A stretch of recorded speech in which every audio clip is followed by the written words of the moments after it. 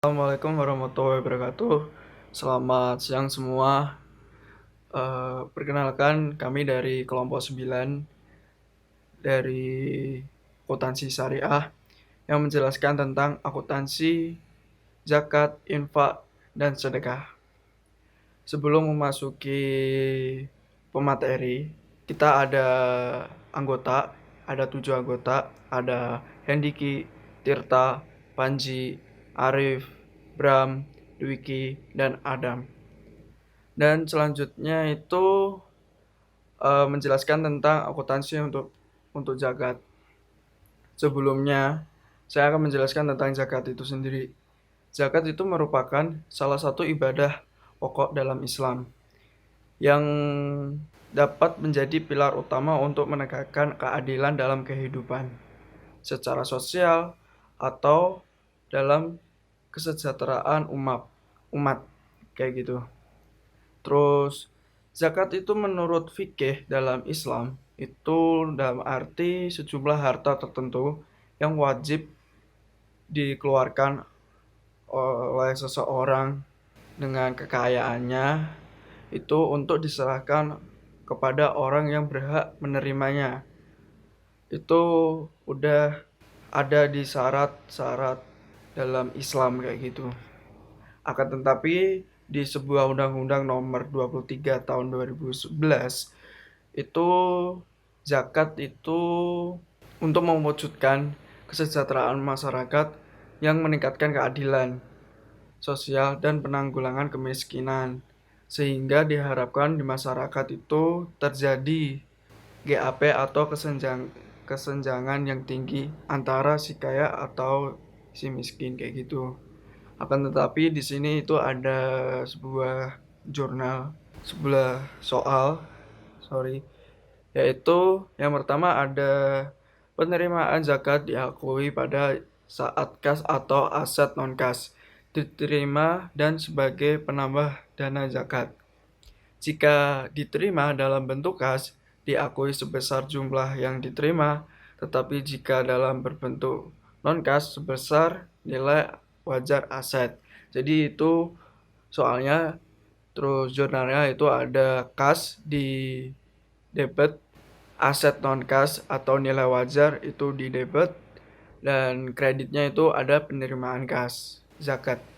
Yang kedua itu ada jika muzaki menentukan mutahik yang menerima penyaluran zakat melalui amil, maka tidak ada bagian amil atas zakat yang diterima dan amil dapat menerima ujaran atas kegiatan penyaluran tersebut.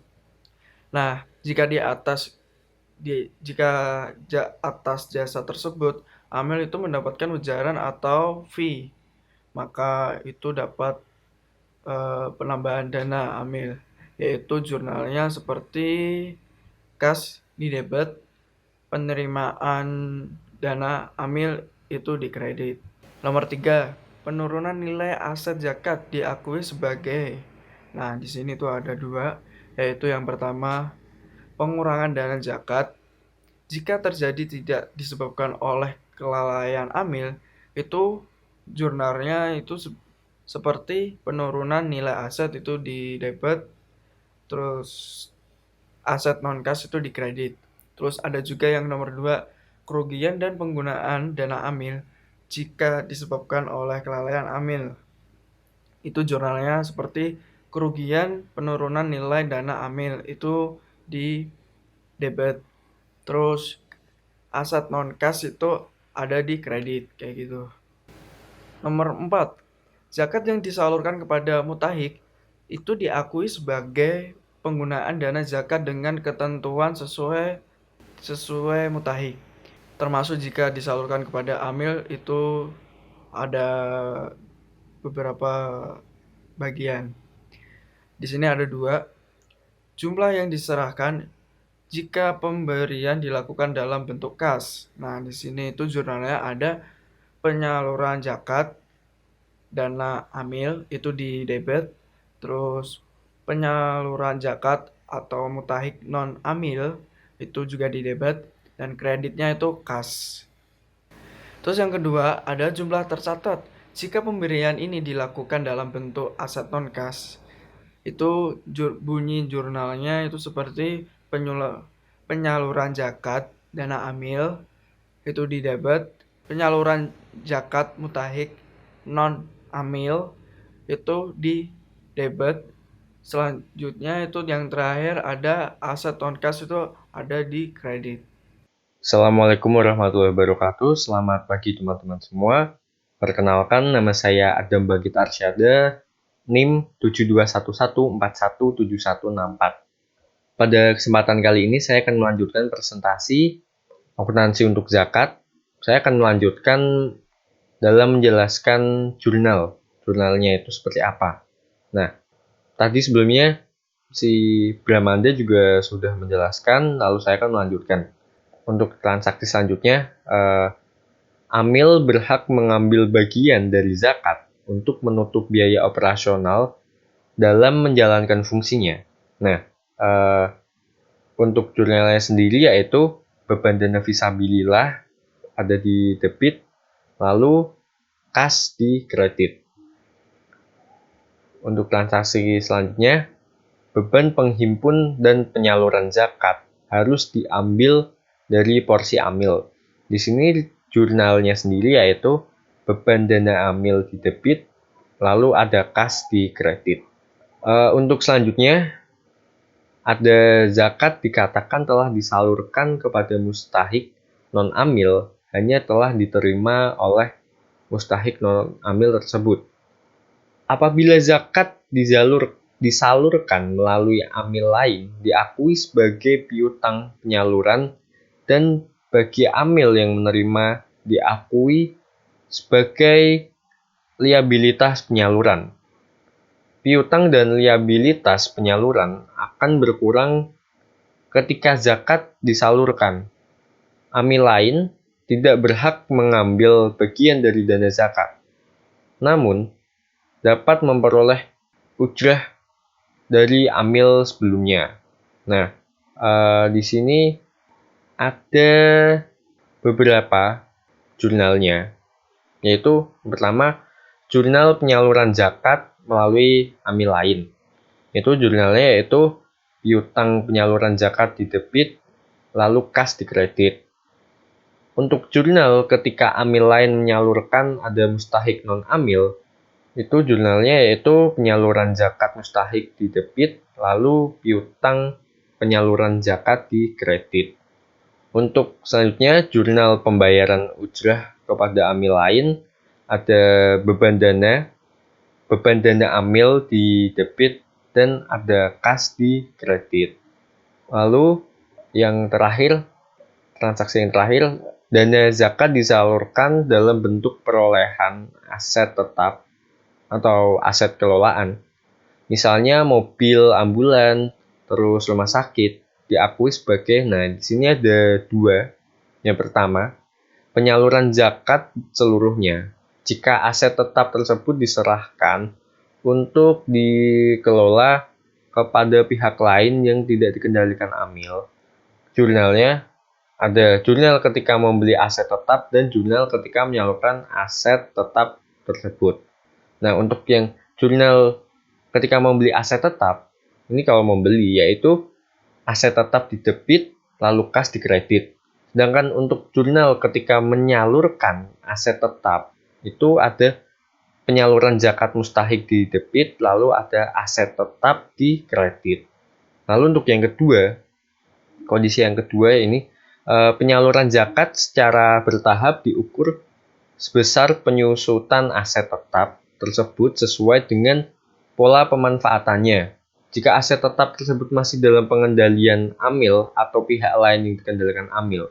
Nah, di sini ada 3 jurnal. Yang pertama, jurnal ketika membeli aset tetap, yaitu aset tetap di debit, lalu kas di kredit. Lalu untuk jurnal penyaluran bertahap, yaitu penyaluran zakat beban depresiasi di debit, lalu akumulasi penyusutan di kredit. Untuk jurnal ketika sudah disalurkan sepenuhnya, yaitu ada akumulasi penyusutan di debit dan aset tetap di kredit. Sekian yang bisa saya sampaikan tentang akuntansi untuk zakat. Lalu materi selanjutnya, yaitu akuntansi dana infak atau sedekah, akan dijelaskan oleh teman saya. Terima kasih.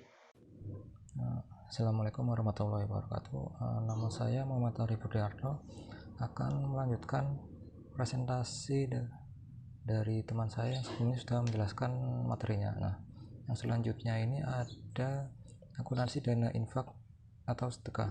Nah, yang pertama yaitu penerimaan infak atau sedekah diakui pada saat kas atau aset lainnya diterima dan diakui sebagai penambah dana infak atau sedekah. Jika diterima dalam bentuk kas, diakui sebesar jumlah diterima, tetapi jika dalam bentuk non-kas, sebesar nilai wajar aset. Untuk penerimaan aset non-kas dapat dikelompokkan menjadi aset lancar dan aset tidak lancar. Nah, untuk jurnalnya sendiri yaitu kas di debit itu untuk penerimaan dalam bentuk kas, dan kreditnya penerimaan infak atau sedekah. Nah, sedangkan untuk aset non kas sebesar nilai wajar atau nilai perolehan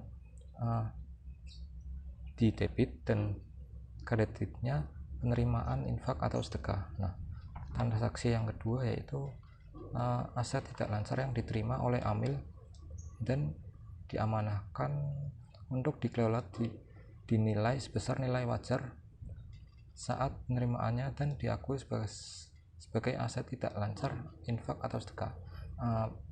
Penyusutan dari aset tersebut diperlakukan sebagai pengurang dana infak atau sedekah terikat apabila penggunaan atau pengelolaan aset tersebut sudah ditentukan oleh pemberi. Nah, untuk jurnalnya sendiri yaitu aset non kas sebesar nilai wajar tidak lancar di debit dan kreditnya penerimaan infak atau sedekah di kredit. Nah, untuk jurnal yang kedua yaitu penyaluran infak atau sedekah beban depresiasi dan kreditnya akumulasi depresiasi. Yang ketiga, penurunan nilai aset infak atau sedekah diakui sebagai yang pertama pengurang dana infak atau sedekah jika terjadi tidak disebabkan oleh kelalaian amil. Nah, jurnalnya sendiri yaitu penurunan nilai di bagian debit dan kreditnya yaitu nilai non kas. Yang kedua, diakui sebagai kerugian dan pengurang dan amil jika disebabkan oleh kelalaian amil. Jurnalnya itu sendiri yaitu kerugian penurunan nilai dana amil di debit dan aset non kas di kredit. Nah, yang keempat, dana infak sedekah sebelum disalurkan dapat dikelola dalam jangka waktu sementara untuk mendapatkan hasil yang optimal. Hasil dana pengelolaan diakui sebagai penambahan dana infak atau sedekah. Jurnalnya itu sendiri yaitu kas di bagian debit dan hasil pengelolaan infak atau sedekah di bagian kredit.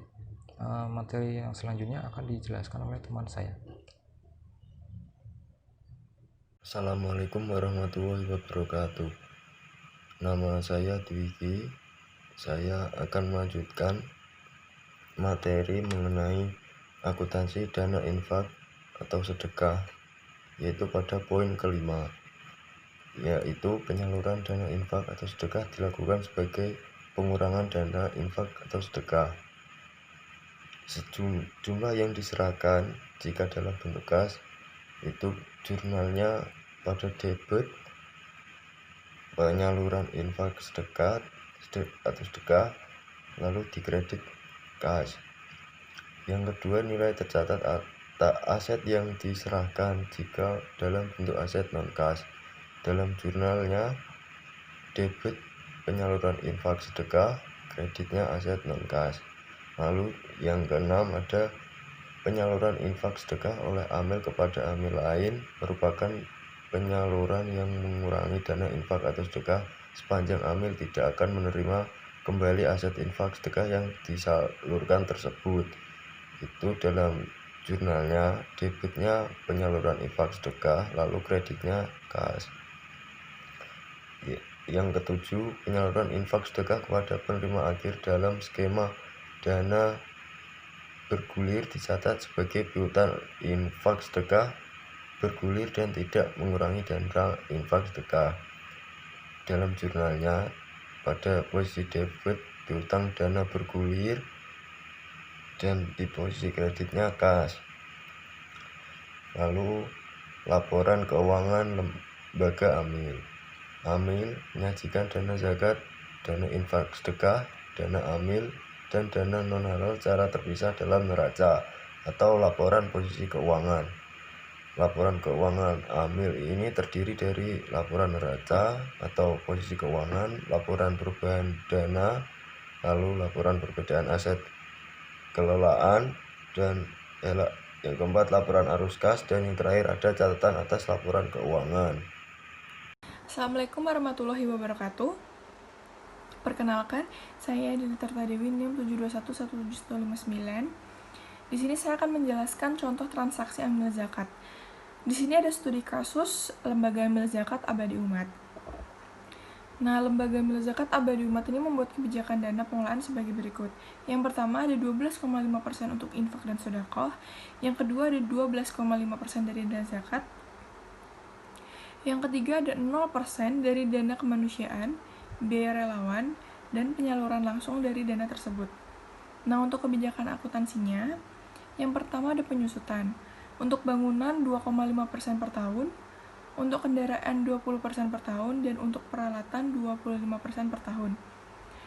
Untuk bagi hasil bank, syariah sebagai pendapatan dana dan konvensional sebagai dana non-halal.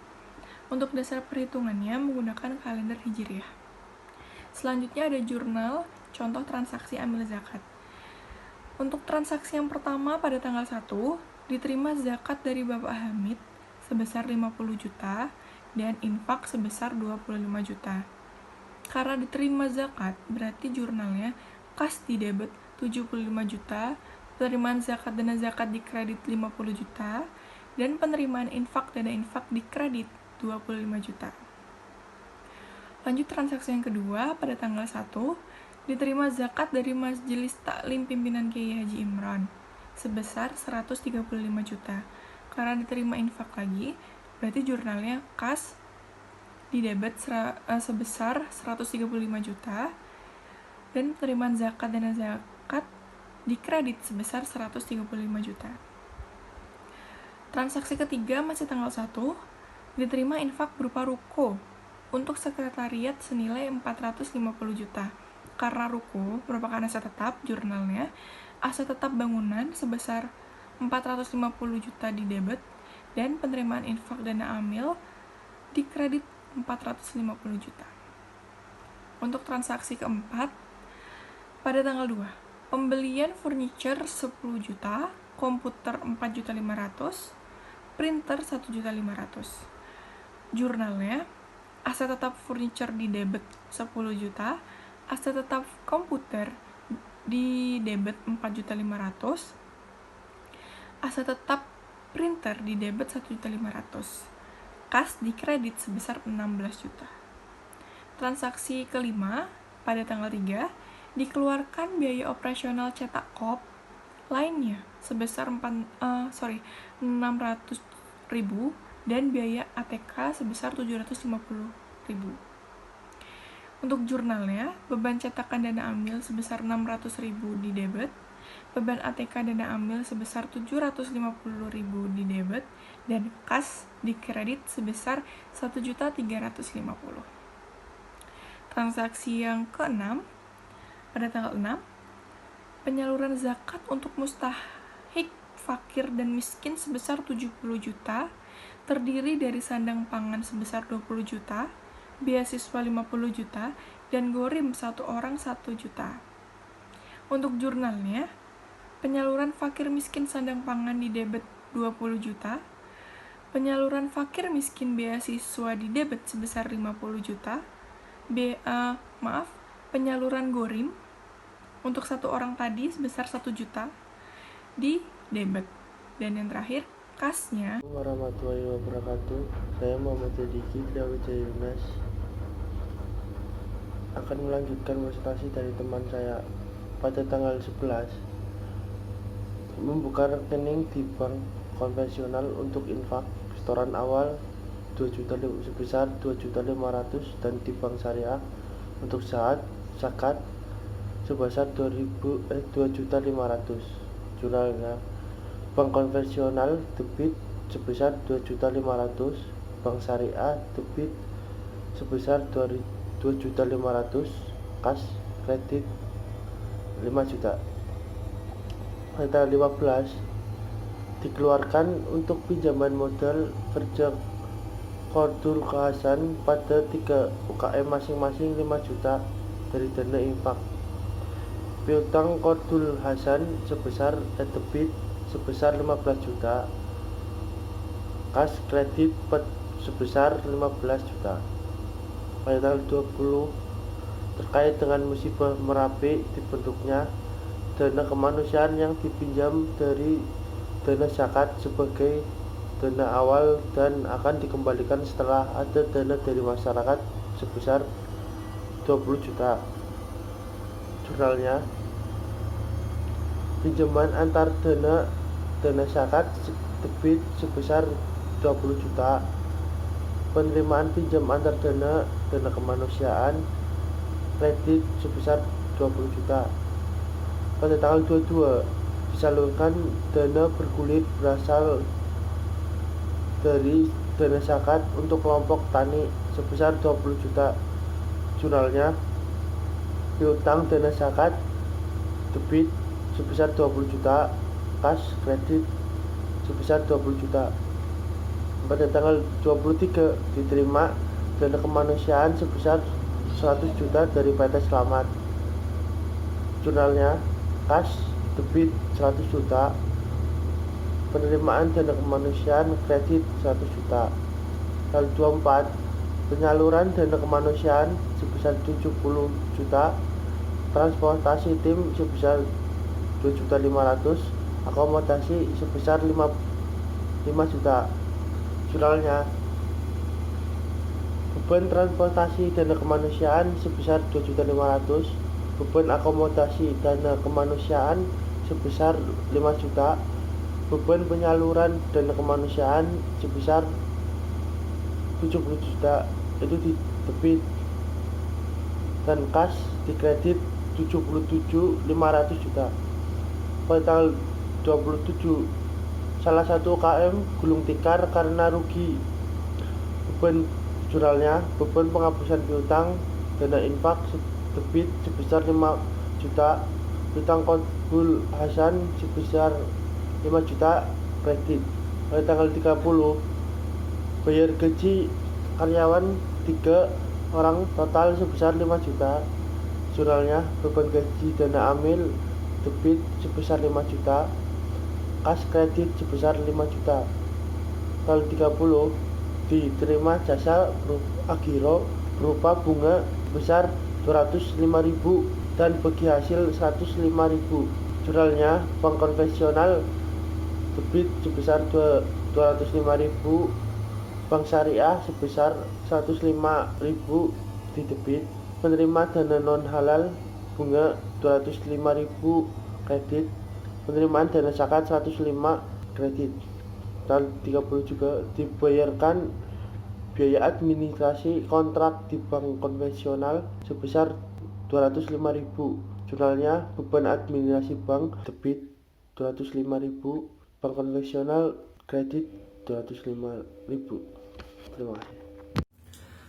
Assalamualaikum warahmatullahi wabarakatuh. Nama saya Panji Abdullah Siddiq, NIM terakhir 160. Di sini saya akan melanjutkan presentasi dari kelompok kami, yaitu mulai dari slide 18. Langsung saja untuk transaksinya. Untuk tanggal 30 yaitu penyaluran ke dana amil dari zakat 12,5% dari 185.105.000, yaitu ayat jurnal penyesuaiannya debit penyaluran ke dana amil dana zakat 23.138.125. Untuk kreditnya penerimaan dana amil dari zakat 23.138.125. Untuk transaksi selanjutnya masih tanggal 30 juga, penyaluran ke dana amil dari infak 12,5% dari 25 juta. Ayat jurnal penyesuaiannya, penyaluran ke dana amil sampai dana infak 3.125.000. Untuk kreditnya penerimaan dana amil dari infak 3.125.000. Selanjutnya beban depresiasi bangunan 22,5% dari 450 juta, peralatan 20% dari 16 juta. Ayat jurnal penyesuaiannya, beban depresiasi sampai dana amil 14.450.000 debit, dan kreditnya akumulasi depresiasi 14.450.000. Untuk transaksi selanjutnya, pengambilan pinjaman dana kemanusiaan ke dalam zakat. Ayat jurnal penyesuaiannya, pengembalian pinjaman antar dana kemanusiaan 20 juta debit, kreditnya penerimaan pengambilan dana zakat 20 juta. Jadi pada slide selanjutnya yaitu pada slide 19 ada kertas kerja penyusunan laporan keuangan. Kita tidak menjelaskan karena pada dasarnya pembuatan kertas kerja penyusunan laporan keuangan untuk syariah dengan yang konvensional itu sama saja. Jadi model pembuatannya sama. Oke, kita lanjut ke slide 20. Untuk selanjutnya slide ke-20, Les Abadi Umat, laporan kondisi keuangan per 30 Muharram 1426 Hijriah. Itu ada bagian aset dan liabilitas. Untuk bagian aset kasnya sebesar 98.945.000, bank 5.310.000, piutang nggak ada nominal 0. Qardul Hasan UKM itu 10 juta, dana bergulir 20 juta, persediaan 0, aset tidak lancar 0, aset tetap 466 juta, akumulasi penyusutan 14.450.000. Itu jumlah asetnya 585.805.000. Untuk liabilitas jangka panjang, liabilitas kepada pihak ketiga, jumlah liabilitas jangka pendek, liabilitas jangka panjang, liabilitas imbalan kerja, jumlah liabilitas itu 0 karena tidak ada nominal. Untuk dana zakat 90.966.875, dana infak sedekah 16.875.000, dana kemanusiaan 22 juta, dana amil 455.463.125, jumlah saldo dana itu 585.805.000, jumlah liabilitas dana saldo dana 585.805.000. Selanjutnya slide ke-21, Les Abadi Umat, laporan perubahan dana untuk periode yang berakhir 30 Muharram 1426 Hijriah.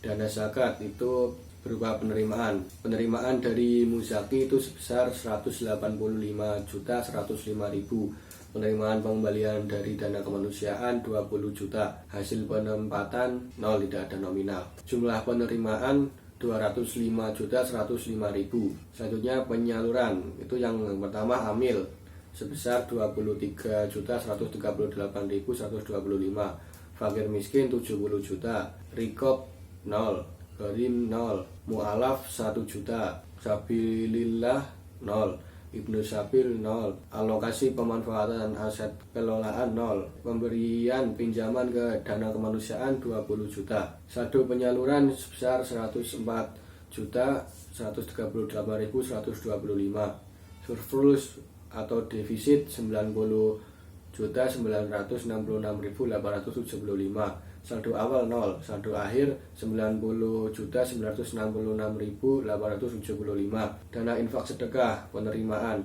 infak sedekah terikat, infak sedekah tidak terikat 25 juta, hasil pengelolaan, jumlah pengelolaan 25 juta. Selanjutnya untuk slide ke-22 yaitu penyaluran amil 3.125.000. Infak atau sedekah terikat, infak sedekah tidak terikat. Beban penghapusan piutang UKM 5 juta. Alokasi pemanfaatan aset kelolaan, jumlah penyaluran 8.125.000. Surplus atau defisit 16.875.000. Saldo awal 0, saldo akhir 16.875.000. Dana kemanusiaan, penerimaan dana kemanusiaan, penerimaan pinjaman antar dana 20 juta, jumlah penerimaan 20 juta. Penyaluran dana Merapi 70 juta, biaya penyaluran 7.500.000. Pengembalian pinjaman antar dana 20 juta, jumlah penyaluran 97.500. Surplus defisit 77.500.000. Saldo awal 0, saldo akhir 77.500.000.